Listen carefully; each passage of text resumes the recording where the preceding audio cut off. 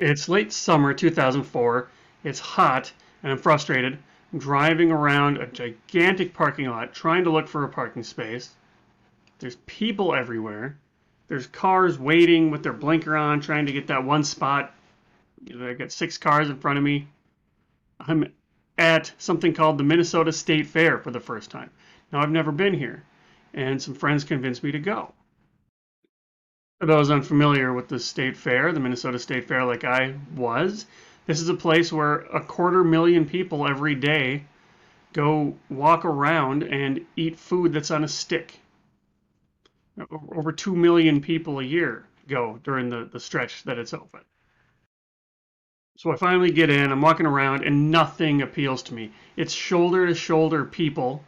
It's wildly expensive. I just paid $5 for a tiny little corn dog.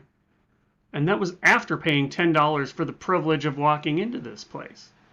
So I'm very curious. I'm starting to wonder, why would anybody come here? What is the point? Why is this so popular? So I started asking around. I started asking my friends who told me to come. I started asking other people who tell me that they like the state fair. And what I found out is people like to come for the food, the overpriced food on a stick, and they like to come for the people watching. Now, people watching, if you're unfamiliar, this is a activity or a sport, that's activity I suppose, where you simply watch people and make fun of them. It kind of is derived from the mistaken idea that we all have the same values, and therefore if somebody's doing something that we think is stupid, or somebody's eating something that we wouldn't eat, or they're dressed in a way that we wouldn't dress, or they're spending money in a way that we would never spend our money, well, boy, are they stupid. So that's what people watching is. So as I'm getting these answers from my friends, I actually dropped my corn dog on the ground. Because you don't have a plate. You're just you got to put the ketchup on the dog itself. It's a whole mess. So as I reached down to pick it up to throw it away, I noticed some people staring at me and kind of smiling and giggling. And that's when I realized it works both ways. You don't go there just to people watch. You go there to get people watched, right? All we're doing is viewing the world through our own values. Understanding that everybody has different values helps you assume positive intent with other people. And assuming positive intent with other people helps you remain calm and content and happy. Find out more right after this.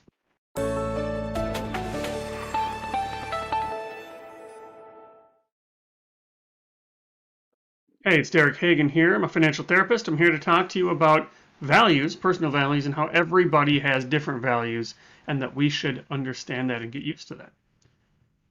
So let's take a look. When you see something that doesn't make sense to you, to your worldview, and this could be how somebody is spending their time, what kind of vacations they go on, what kind of restaurants they go to, or food they eat, or clothes they wear. If your gut reaction, and most people's are, I'm not making fun of anybody here, our gut reaction tends to be, I would never do that. What's that person up to? Okay. Viewing somebody else as dumb, or viewing somebody else as being confused by how they're spending their energy, that's possible. Maybe they are low on the IQ scale. But if that's true, should you be making fun of them? Really? Right? So realistically, they just have a different set of values than you. And if you can get to the point where now you're assuming positive intent, you're going to be a lot better off. So move this here. Without taking the time to understand what your values are, if you haven't really spent the time to say, what is actually important to me? What kind of life do I want to live? Then you're likely to live your life through the lens of other people's values. And those other people could be your family or your friends. They could be your culture or society. You might find yourself pursuing the American dream by default, for example, or partaking in consumerism because you don't know anything else. Right? Social media has made this easier because we see all the best parts of everybody else's lives. So that's easy, right? But it's not really meaningful. Spending the time to find out what's important to you, that's not as easy, but it is meaningful. It will help you learn what kind of life you want to design instead of reacting to life. Right? Be proactive instead of reactive, and that's time well spent. Because if you spend the time to figure out what is important to you, now you can design a life around those values. Okay, now you can say, here's what life I want. I can look forward and design a life instead of floating around life from circumstance to circumstance. But you have to figure out what is actually important to you, or that won't happen. And when you do that, you get a sense of confidence. It's like Teflon against judgments from other people. Why are you spending your money that way?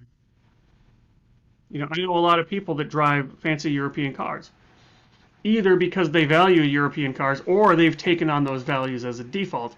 Either way, I drive a little, I call it the go-kart, a little Ford Focus. Literally, it's just reliable transportation because that's what I value. And it gets good gas mileage too. So I have the confidence when somebody says some little comment that could be interpreted as, jabbing me or making fun of me. I don't actually care because I don't value that. And so it's not worth putting my money towards. So that's where you get the confidence. Doing what you think you're supposed to do. If I bought fancy, expensive cars, which I could definitely afford, but I don't see how that's a good use of my money. If I did what I was supposed to do, now I'm not going to have any confidence. Now I'm going to be looking around what everybody else is doing and trying to copy what everybody else is doing. And I'd be very susceptible to the insults that come or the judgments that come from other people. And that's no way to live your life. But it goes the other way too. So you have the confidence when somebody says something about your values. You can say, that's okay. I don't value that. But it helps you go the other way too. This people watching effect, right? I'm not going to let myself get upset, or I'm not going to have any negative emotion when I see somebody acting in a way that I wouldn't do, because I know that they have different values. It's easy. You can have your values, I can have my values, and your neighbors can have their values, and we can all still be friends. It's hard, but you can get comfortable with that space, that both the confidence in your values and the understanding that they have their values. These don't have to overlap. No, they can. I'm not saying they shouldn't overlap. I mean, some people can value the same things, but there will be times when you don't value something that somebody else does, and that's okay. But we have a word of caution. Once you start to gain more confidence in this, and somebody really values or thinks they value something, and your response is something to the effect of, well, I don't actually really value that, or that's not important to me, or something to that effect, there is a chance that the person can take offense to that. Because if I really value children, having kids, and you don't want to have a family, my gut reaction might be, are you telling me that I was wrong to have kids? Are you telling me my values aren't important? So just be aware that some people might take that approach. And that's okay, because you can calmly correct them and say, no, it's not that those values are right or wrong. They're just different from mine. And that's okay. So learn to understand that everybody has different values. View the world through the lens of your values, not society's, not the Joneses, not social media's. Be aware and be comfortable that everybody else has different values, and that's good money.